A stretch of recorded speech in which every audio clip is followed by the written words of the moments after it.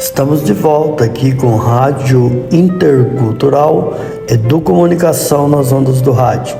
A gente continua conversando aqui no programa de hoje com Maria Leonice Tupari. Participa desse programa comigo o professor Heitor Queiroz de Medeiros, da Universidade Católica Dom Bosco de Mato Grosso do Sul. Maria Leonice, retornando o nosso diálogo, eu gostaria que você falasse um pouquinho de como que se dá o processo de parto das mulheres indígenas, sendo que há um lamento e queixas do ponto de vista nacional que a grande maioria das mulheres indígenas, elas querem ter o parto natural e resiste a um parto que seja realizado com cirurgia, o famoso parto cesariano. Como que a associação vê essa questão? Hoje a gente vê muitas mulheres reclamando. Eles falam assim, eu tenho medo de ganhar neném na cidade porque vão me cortar, né? Tem muitas mulheres que falam isso. Mas assim, antes realmente, como eu falei, há 15 anos atrás, lá dentro do meu povo, as crianças nasciam na aldeia mesmo. Na aldeia, sentia dor, e aí tinha toda uma questão ali que tinha parteira, né, que com conhecimento e fazia o parto, né, sem fazer uma cesárea.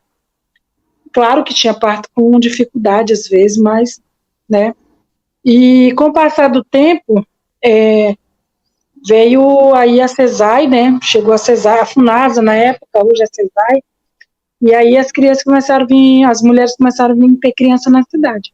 E hoje as crianças são todas nascidas na cidade, não estão nascendo, só se for um caso, sim, de muita urgência, que no meio do caminho nasce, mas elas vêm para a cidade, entendeu? E eu acho que aqui no estado de Rondônia, a maioria estão nascendo na cidade, né?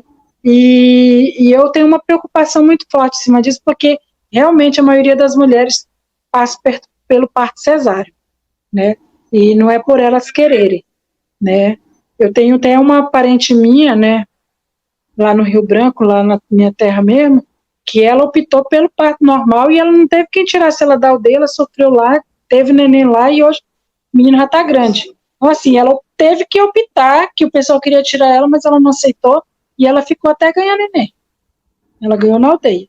E foi uma das coisas, assim, que eu sempre passei para minhas meninas, né? Se for para ter filho, vai, no último caso, no hospital, mas se for para ter, tenha normal, mas não fica fazendo cesárea, né? Então, assim, é muito preocupante isso, porque quando assim, a gente vê nos hospitais, a maioria dos casos, não é só para as mulheres indígenas, acho que em geral, a mulher sofreu um pouquinho já, aí, o menino não vai nascer, vamos cortar, e já corta, não procura ver, fazer uma ultrassom, se a criança vai nascer normal, porque já está ali mesmo, né, mas aí já vai cortando logo, pensa que não vai nascer, mas muitas das vezes eu acho que tem condições de nascer normal, mas muitos querem apressar tanto que já... E aí eu tenho casos também que hospitais que não estão nem aí, que a criança até chega a morrer dentro da barriga, né? Mas tem muitos casos aí que a maioria são parto cesáreo. Mas as mulheres indígenas, eu acredito que elas dentro das aldeias, como eu estava falando, o conhecimento das mais velhas, elas passam remédio, né, para a criança nascer mais ligeiro. Tem todo um conhecimento lá dentro da aldeia, né, para aquilo ali. Mas, claro que aqui na cidade elas não vão passar, porque não tem nem como elas trazerem isso para cá.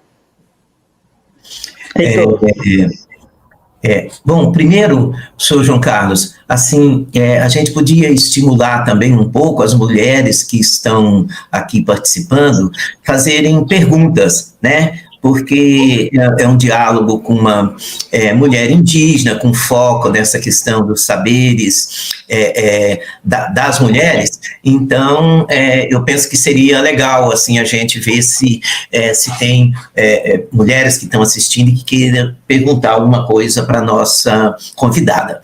Mas, enquanto você faz uma varredura aí, a minha pergunta, Leonice... acho que ela perdeu o contato, Heitor. Caiu o sinal dela. ela, vamos ver se ela retorna aí. Beleza. Que ela caiu, mas tem sim, algumas perguntas, ela está retomando aqui. Isso, você ia fazer uma pergunta ou quer que eu encaminho? Eu ia fazer uma pergunta, mas eu acho que é mais... Faz então, faz enquanto isso, na sequência eu começo a fazer a pergunta dos nossos convidados. Já tem manifestação aqui do Pandran, que é do povo Uruarã, né? Acho que é Uruarã, Pandran, de Guajará-Mirim. A Ruth fez uma pergunta, tem uma pergunta de uma outra professora aqui, sobre... eu vou fazer uma organização aqui, logo depois da pergunta do professor Heitor, a gente encaminha as perguntas do nosso público, e dizendo que quem está nos acompanhando e queira participar, é só mandar um zap para mim aí, eu vou passar o endereço aqui, eu consigo colocar vocês também ao vivo para fazer uma participação aqui e perguntar a Leonice. Está aí no rodapé o telefone, o DDD é 699-8120-1684. Dá um alô no zap, eu mando o link e você pode participar ao vivo aqui da nossa discussão. Heitor, é contigo. A minha pergunta, Leonice, é o seguinte, as mulheres, normalmente, elas têm, assim, uma condição de ser guardadoras dos saberes, dos conhecimentos, das culturas, né? E, evidentemente, das culturas tradicionais, dos povos indígenas também. Como que você pode explicar para a gente, assim, a organização das mulheres tem trabalhado no sentido de garantir essa questão, né, dos conhecimentos tradicionais dos povos indígenas, dos saberes dos povos indígenas, inclusive no cuidado com a vida. Você falou um pouco disso, no cuidado com a natureza, no bem viver, mas como que está acontecendo do ponto de vista da organização política, da luta de vocês, mulheres? Então, como organização de mulheres indígenas, a nível de Estado, né, hoje a nossa organização, ela vem se organizando, né, vendo cada demanda, né, porque no começo da nossa criação da associação, a gente fez um pequeno diagnóstico em alguns territórios indígenas. Claro que a gente não alcançou todos os territórios, mas a gente conseguiu fazer de 15 territórios indígenas, né, de como que a gente iria escutar essas mulheres e ver de que forma que a Agir, né, ela ia trabalhar, né, desenvolver esses trabalhos dentro dos territórios conforme o pensamento delas. Então, a partir daí, desse diagnóstico, a gente levantou vários itens, né, mas o principal deles, que foi uma demanda assim, a nível de Estado mesmo, que todas colocaram a preocupação dela, foi com a questão voltada mais ao conhecimento sobre a prática do artesanato indígena, né, que você veria como, além de fortalecimento da cultura, né, mas também como renda familiar. Então, foi uma das prioridades das mulheres. A segunda prioridade foi a questão do parto, né, da questão do parto tradicional, né. Esse foi um dos dois pontos que saíram muito forte a nível de Estado, né? E hoje a gente vem, né, com esses dois temas, né? Surge aí também outras demandas dentro da própria assembleia que acontece da associação, né? Que é anual, né? Tem outras demandas também, né? Relacionadas à saúde, né? Como que nós, mulheres indígenas, vamos trabalhar esse conhecimento, né? Das mulheres indígenas, né? E uma das preocupações muito, muito grande também das mulheres que elas colocaram foi na aprovação daquela lei que fala sobre o patrimônio genético, né? Como que nós, povos indígenas, iríamos segurar isso dentro do nosso território ou para o nosso povo, né? Isso era uma das preocupações também, né, e até hoje é um dos grandes debates nossos, né, como que nós vamos ter esses conhecimentos aí, né, guardado, né, mas também que guardado entre aspas, né, mas que aberto para a comunidade, né. E um dos trabalhos da associação que hoje a gente vem buscando desenvolver com relação a isso, né, é tentar fortalecer as mulheres com esse conhecimento dos artesanatos, né.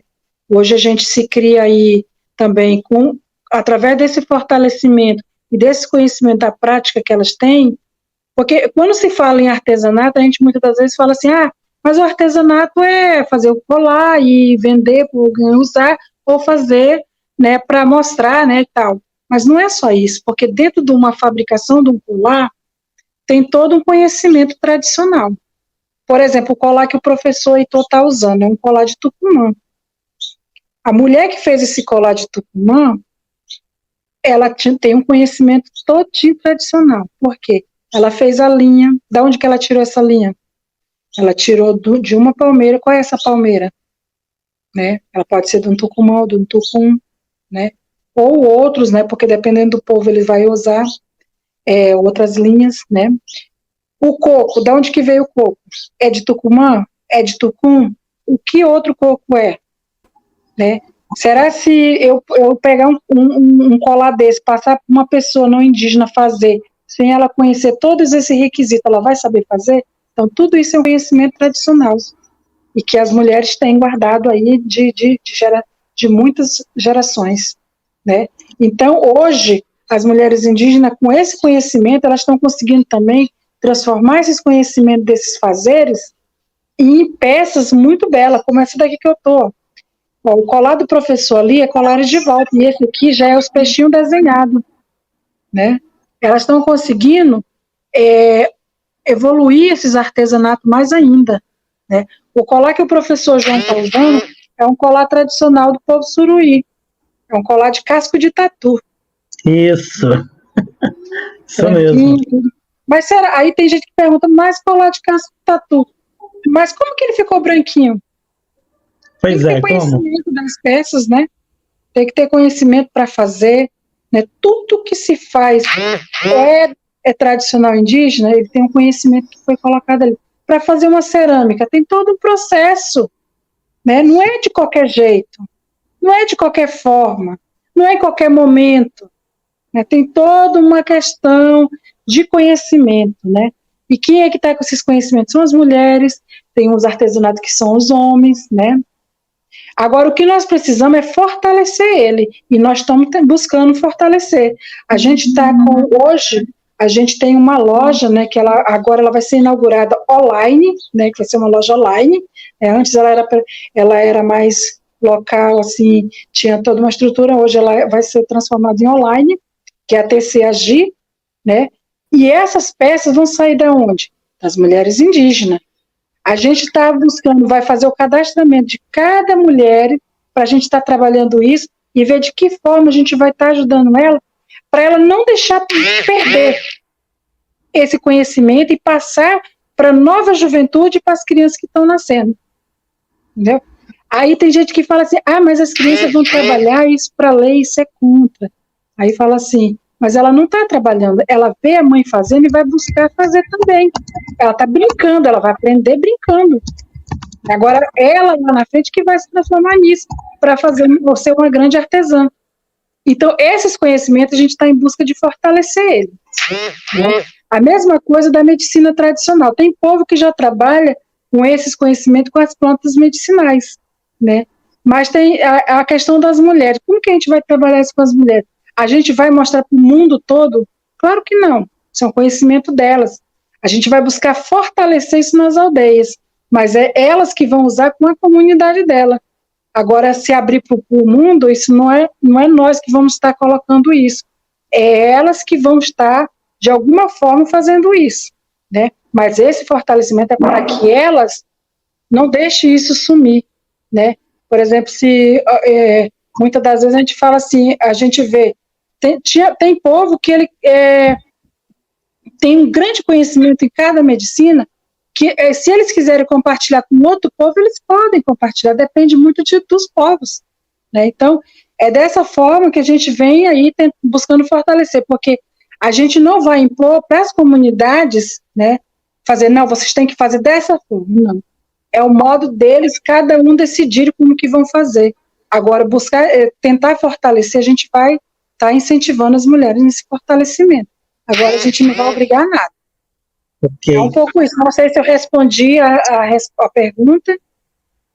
Respondeu e bem bacana a resposta aí. Realmente faz a gente pensar um pouquinho. Eu quero direcionar algumas perguntas. Tem uma pessoa que já pediu participação ao vivo, já mandei o link, o professor Nils quer participar, mas eu tenho aqui uma pergunta de uma professora do estado de Mato Grosso, professora Maria Ferreira Alcântara. Ela está perguntando aqui, Leonice, é o seguinte: como é que está o acesso das mulheres indígenas à educação, ao ensino básico, médio, universitário? Ela quer saber como é que está se dando o acesso das mulheres indígenas ao conhecimento não indígena aí, do ponto de vista do ensino médio à universidade. Como é que está isso? Então, as mulheres indígenas aqui, eu vou falar do meu estado, né, que é o que eu vejo mais, eu acredito que a gente avançou, né, hoje a gente vê mulheres já entrando numa universidade, né, mas assim, como eu sempre coloco, existe muito preconceito ainda em cima disso, né, para as mulheres estar fazendo esse papel aí de sair para estudar, em busca de conhecer, né, esse novo mundo, né, muitas, né, porque assim, muitas das vezes, nossas comunidades, né, existe o preconceito também dentro da nossa comunidade com a questão voltada às mulheres, em alguns povos existe muito isso, né, porque assim, quando uma mulher sai para a cidade, para estudar, eu acho que até as mulheres não indígenas sofrem com esse preconceito, fala assim, mas a mulher quando vai estudar, né, longe da família, ela vai logo embuchar, né, engravidar. E aí eu tenho, assim, eu fico, quando eu escuto um homem falar isso, eu falo assim, mas se for olhar por outro lado, o homem também vai pecar, vai fazer do mesmo jeito. Por quê? Porque se uma mulher ela engravida, né, claro que ela vai sofrer mais as consequências, porque ela não vai abandonar o filho, ela vai ter essa criança, ela vai criar. E o homem, muitos, acontece que ele vai fazer o filho, claro, ele vai continuar na universidade, porque quem está com a barriga é a mulher, quem vai cuidar é a mulher, e muitas das vezes ela desiste, e ele continua lá, né? Mas que ele fez errado, ele engravidou também. Se a gente for olhar pelos dois lados, os ele dois também buchou, né? Então, e aí ele engravidou, largou a mulher, né? E aí a mulher vai grávida, volta para, claro, ela não vai matar o filho dela, ela vai voltar para criar o filho, né? E aí quem ficou lá estudando foi ele, claro, ele vai avançar e tudo mais, mas ele muitas das vezes esquece que tem um filho que ele também engravidou, foi na época que ele estava fazendo faculdade, né? E aí as pessoas falam assim, mas a mulher, aí coloca, sabe, quer colocar a culpa sempre na mulher. Eu não vejo que a mulher também só é a mulher culpada, né? Se existe algum culpado, seriam os dois. Mas, então, existe muito isso ainda, né? E muitas das vezes as mulheres sofrem com isso. Eu acho que também os homens também, às vezes, sofrem, porque falta também uma política voltada realmente, né, permanente para esses indígenas que saem da cidade. Eu acho que não só os indígenas, mas eu acho que essas pessoas que moram nas zonas rurais, né, também, porque o não indígena também, os quilombolas, quando vão estudar na cidade, eles sofrem porque eles não têm onde ficar, e se manter fora de suas comunidades é muito complicado, né? Se você não tem dinheiro para pagar um aluguel, se você não tem dinheiro para comer, como é que você vai se manter dentro de uma faculdade? E isso é um dos grandes desafios nossos também, né? E das mulheres indígenas, porque sair para ficar lá na cidade, só se você tiver ou algum parente ou alguém que te ajude, ou senão você não consegue se manter na cidade. Então esse é um dos desafios, e hoje as bolsas que existem, né, a pessoa fala, mas tem a cota indígena e tal, né, que os índios estão passando e tudo mais, Mas essa cota indígena, ela te dá a passagem para você entrar, mas para você se manter é complicado, né? E a gente vê que isso está sendo debatido muito, eu acho que não só com os povos indígenas, mas eu acho que na sociedade em geral, sobre como manter esses alunos na universidade. E então, para nós, povos indígenas, ainda é mais desafiador, porque eu vejo uma fragilidade muito grande dentro da educação, né? Porque como aquilo que o professor teve falando lá atrás, lá no começo, né? Sobre a questão de que o modo que as pessoas trazem para o ensino da educação, hoje a gente tenta acompanhar tudo igual o não indígena. Tem horário para entrar, tem horário para sair, tem a idade. Teve tal idade, não dá de entrar na escola porque ainda não é tempo e tal. Tem toda essa questão, né? Como foi colocado antes do contato, isso não existia a questão da idade, né? Dependia muito do como que os pais acompanhavam o crescimento dos alunos. Hoje a gente tem que acompanhar toda essa grade curricular também, que tem aí colocada pelo governo, né? Aí a pessoa fala, mas é uma educação diferenciada, né? Os índios têm uma educação diferenciada em que sentido? Né? O que está sendo mostrado? Porque tem aluno que não sabe nem a raiz, conhece nem a raiz dele, nem a comunidade dele direito, está estudando lá sobre São Paulo, está estudando sobre a África, sobre a Grécia, ele não conhece nem o povo dele direito, assim, o território dele, não conhece nem o estado dele, o município, está estudando coisa lá do outro país já. Só para você ver que não é diferenciado das escolas não indígenas, né?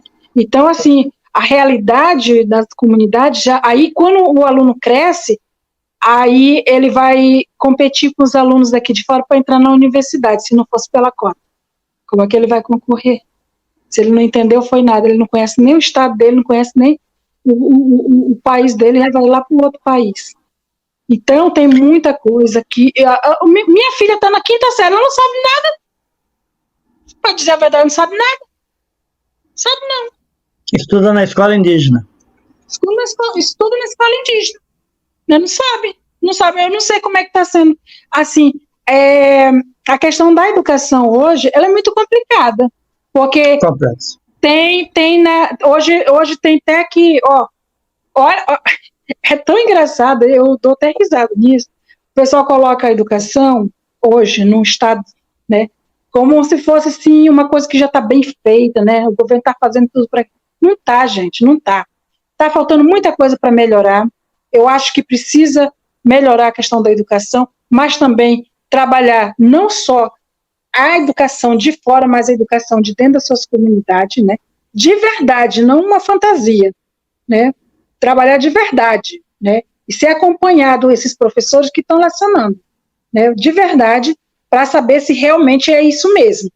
E aí, sim, nós vamos ter uns alunos mais preparados para competir aqui fora. Porque até então, gente, eu sinceramente, eu não tenho coragem de botar daqui, se minha filha terminar o ensino médio lá dentro da comunidade, de botar ela para competir aqui fora sem passar por uma cota.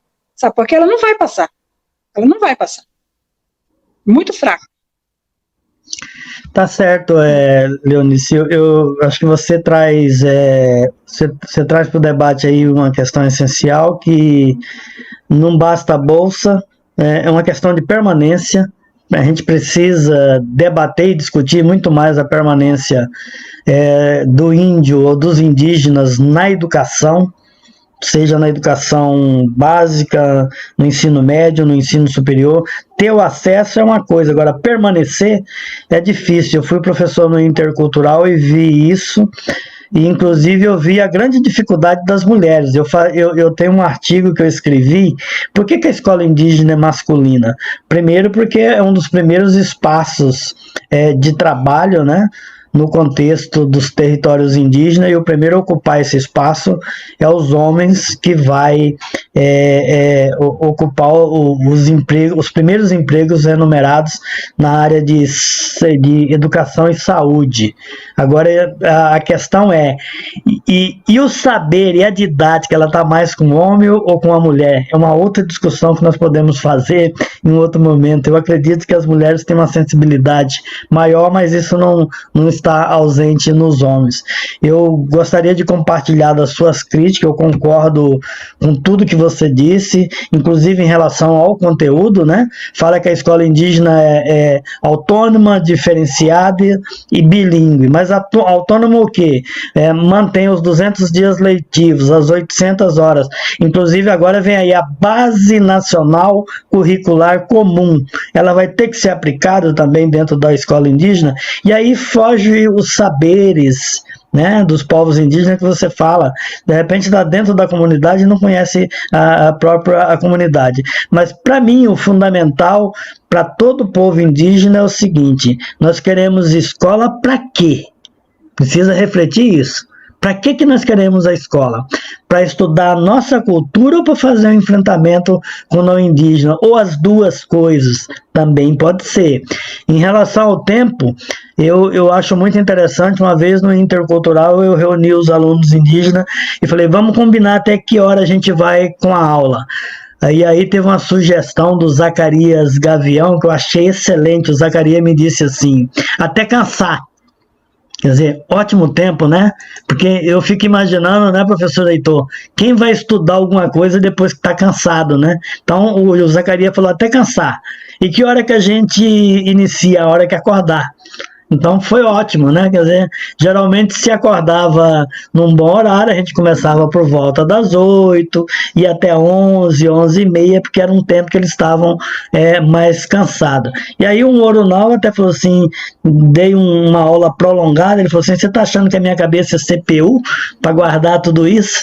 Quer dizer, a gente vai aprendendo com as máximas dos povos indígenas e compreendendo da necessidade também que a escola indígena não seja organizada na nossa lógica, mas na lógica do povo indígena. Aí eu conheci, por exemplo, com o Suruí, a escola tradicional, que é a Meterelá, né? A forma que eles organizam a produção e a reprodução do conhecimento. Eu conheci com o Gavião a organização do BECAM. O que é o BECAM? É a forma que eles repassam o conhecimento. O cacique Catarino falava, como que eu passo o conhecimento ao jovem? Ele tem que ter vontade de saber. Eu ainda tenho conhecimento. Se ele quer saber, ele tem que vir a mim. Então, como que se dá o saber? A partir do querer, ele tem que querer compreender esse conhecimento. Ele não vai lá pegar o jovem pelo braço e falar, não, vem aqui que você tem que aprender isso. Primeiro ele tem que querer.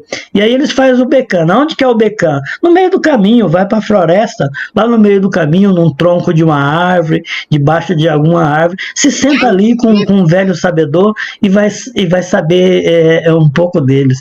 Então, é isso que a gente está fazendo aqui, ó, a barba embranquecendo, nos tornando sabedor de uma coisa, do conhecimento ocidental, para ensinar na universidade. Mas eu confesso para você que dentro da universidade tem muito não indígena que também é mais ou menos nesse tipo. A gurizada não quer muito saber, não. Às vezes você fala com as paredes, né? Eles querem muito mais estar no Facebook, no WhatsApp ou em outras coisas do que estudando. Só queria compartilhar um pouquinho com a sua reflexão e encaminhar uma pergunta da Elisângela Castedo Maria. Faz hora que ela fez essa pergunta aqui e eu estava deixando já para a reta final aqui para perguntar para você. Ela está perguntando assim, ó, fala um pouco da cosmologia tupari. Ela está querendo saber sobre a cosmologia tupari e na sequência eu tenho uma outra pergunta para você. Você pode responder um pouquinho para nós aí a respeito da cosmologia tupari? Ou seja, de como vocês surgiram, né? Qual é o entendimento do surgimento do povo tupari neste mundo que nós estamos vivendo hoje tão desumano. Então, professor, antes de responder a pergunta dela, dizer para o senhor que a gente aprende a partir da gente querer, e também não é só com os mais velhos que a gente aprende. Até com as crianças a gente aprende muita coisa. A cada dia a gente recebe esse ensinamento das próprias crianças com o ensinamento delas, né? Às vezes, quando a gente vai na floresta, elas fazem perguntas que a gente às vezes nunca se ligou a querer saber. Então a gente fica pensando. Então as crianças também trazem esses conhecimentos também para a gente, né? E a cada dia a gente aprende uma coisa nova, tanto com os mais velhos, tanto com as crianças também. Mas a inocência dela, elas traz um conhecimento muito grande para a gente. E então, eu queria também saber da pergunta do parente lá do Pandran, lá de Guajará. Eu estava deixando para fazer numa sequência sobre a cosmologia Tupari, mas o Pandran eu posso até partilhar aqui, vamos ver aqui, Pandran, aqui. O Pandran ele está questionando o seguinte, ó, é que quando você falava das missões religiosas, ele disse, mas a grande maioria das missões religiosas demoniza o modo espiritual indígena. Quer dizer, o Pandran está comentando que a maioria das missões religiosas, ela demoniza o modo de ser indígena. E aí ele diz, salvo raras exceções, que é muito pouco. Eu acho que ele estava concordando com sua reflexão. Sim, sim. Então, vou falar da cosmologia. Então, gente, eu trago assim o surgimento do povo Tupari, né?